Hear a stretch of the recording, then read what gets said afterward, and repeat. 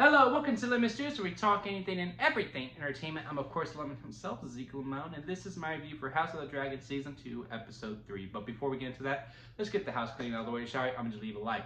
Comment below, let me know your thoughts on this week's episode of House of the Dragon. And, of course, hit that subscribe button as it helps me grow into my YouTube career. I would greatly appreciate it. Now, with all that out of the way, let's get into the review. And the first thing I want to talk about is that I finally remembered to wear black, because I am on Team Black. I'm all about Team Rhaenyra and everything that she is doing. I do think out of the leaders that we have, she has the best head going for her. So points to me for finally wearing black, because I said it in episode 1 and I didn't do it for episode 2, but now here we are. Now to get into the actual episode, we'll start off with Damien, because last week he got in a fight with his wife and then went out to get some cigarettes. That's basically what he did. But cigarettes in Westeros is a castle, and conquering that said castle. Now, I do not remember who the family was, but I do know it was the family of, Rhaenyra's first baby daddy, if you will, that is the actual father of her children, and he died along with his dad, and this was the person who ran this castle. That was his dad, and therefore he has no loyalty to his nephew, the man with the cane, that I cannot remember his name for the life of me. I always try to make it a point to remember his name, but I can't. But he's the man with the cane, saying, no, he ratted them out. He got them burned. I have no loyalty to him whatsoever. I'm with Rhaenyra. So whatever you need, Damien, you're good. And Damien just can't believe him. He's like, nah, you poisoned these peas. And then he's going through something weird. And I'm not really sure how I feel about it. Like, I don't know if it was just a bad nightmare sequence. And don't get me wrong, it was very cool to see Millie Alcock back. Hell, I'm hoping we see young Alicent at some point, because I do actually really love those first four episodes, or was it 5? First 4 or 5 episodes of House of the Dragon with the younger versions of them. I got attached to them. I was all about them being on the ride the whole way through, until I found out there was a big time jump. Well, once I caught on to the time jumps. So, very happy to see her. I'm one of the few who actually enjoyed the first half. I don't know why he's seeing young Rhaenyra. And it's kind of weird that the version of his wife that he wants to see, granted, I mean, it's a weird love affair to begin with, but, we're in Westeros, this is normal.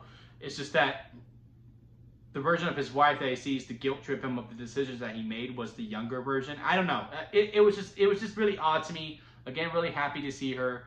It was just kind of like a cameo for a cameo's sake, if you will. Now, granted, we'll see how it is in other episodes. If this comes a constant theme that we do see young Rhaenyra, then okay, and they explain it as to why he's choosing to see this version as his conscience, if you will, then by all means, then I'll reiterate this critique.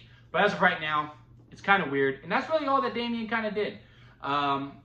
Really waiting to see what more he's going to do, and I do think we'll finally get it next week, because, I mean, finally, with Team Black, they're doing something. Because I've been craving for it, because I think I even said in my episode 2 review that I was like, look, Team Black needs to do something. They're kind of just hanging out, kicking the can, if you will. Granted, it was all warranted. Episode 1, they were in mourning, and Rhaenyra said, I want Aemon. That's all she needed. Just give me Aemon, and we're good.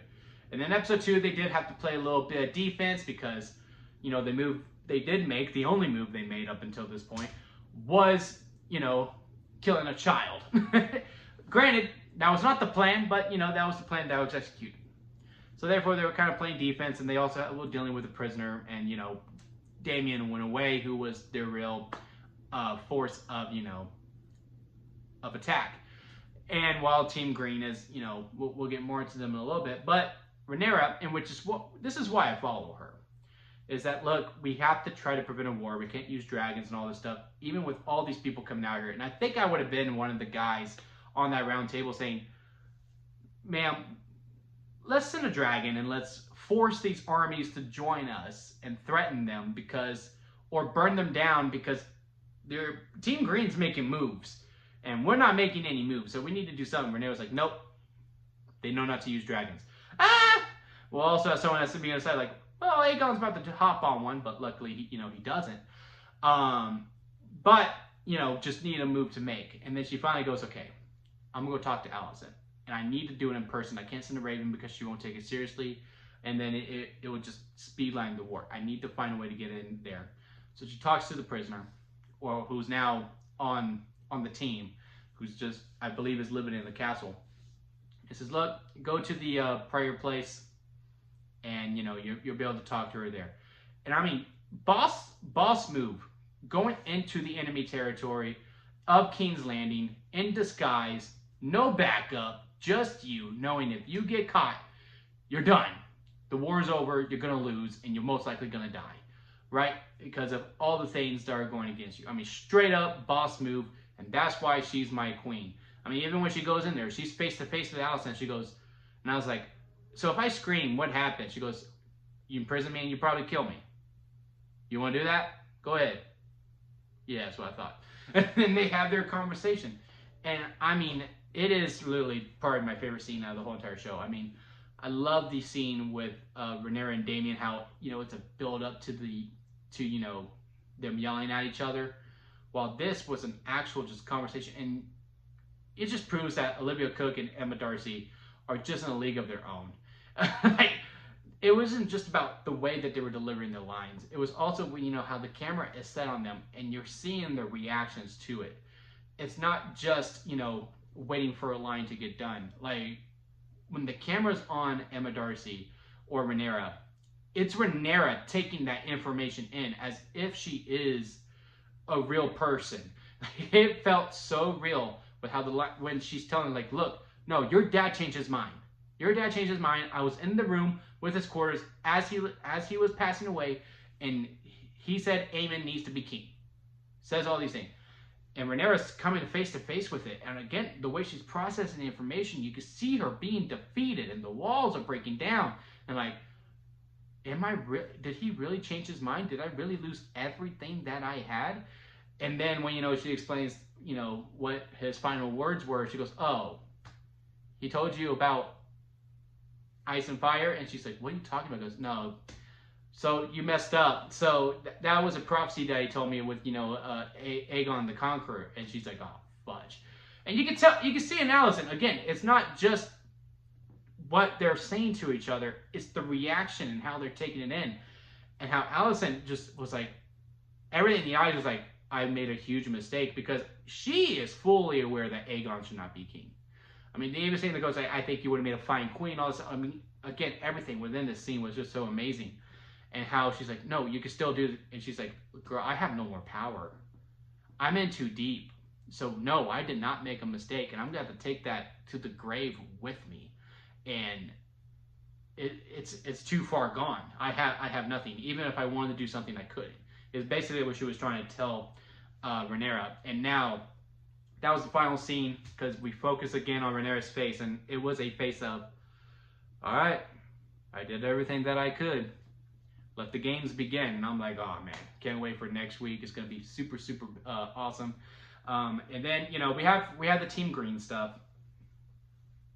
and it's kind of the same, really. It is kind of a wash, rinse, repeat with them. Aegon wants to do something, and they tell him, no, Aegon, you can't be doing that. I'm gonna do it. And then someone has to come in. It's usually Otto, but this time it's the man with the cane, which I do believe he'll be the hand by the end of this season for sure. Because he's telling them, I mean, he's straight up lying, saying, look, the word on the street is that if you go, Aemon and Alicent are just going to run it. And, they're going to, bury your name. He's like, who would say that? Well, I can't be doing that. Nope, I'll fly some other time. And then, he stays home. And again, as he's leaving, going, my dad didn't want whispers, but I do feel like I do need you here. I'm like, oh man, you give him way too much credit. And then, Cole has the idea of, hey, we're gonna go out and do this thing. And it ties into the cold open a little bit. I kind of liked it, how they had two different families, or it was the same family, kind of like how the Targaryens are. And one pledged to Aegon, one pledged to Rhaenyra, and they had a fight, and it's showing how it's causing a destruction between the whole entire kingdom, and not just within the main kingdom that we are following. that we are following. So really like that. And then while they're in the open area, I don't remember her name. Again, I'm horrible with names. She's on the dragon. She sees them. She gets up close to the person. She's like, oh my God, it's Sir Cole. So yes, again, overall, very, very great episode.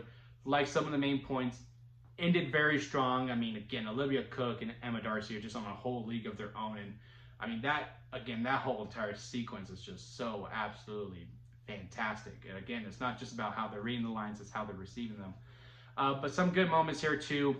I'm just ready for, let's get to the action. Let's get our first battle in at least, or at least get the setup for the first battle, because there's literally nothing else we can do. Both of our main people have just admitted, it's like, all right, we've done everything we can. Now it's time for war. And I'm just ready to get to it. Absolutely loving this show. Let me know what y'all think about it in the comment section. Again, hit a like if you did enjoy this review. And don't forget to squeeze the day, guys, because life is way too short to not be doing anything. So squeeze it absolutely to your full potential. Until next time, I'll see you here at Lemon Studios.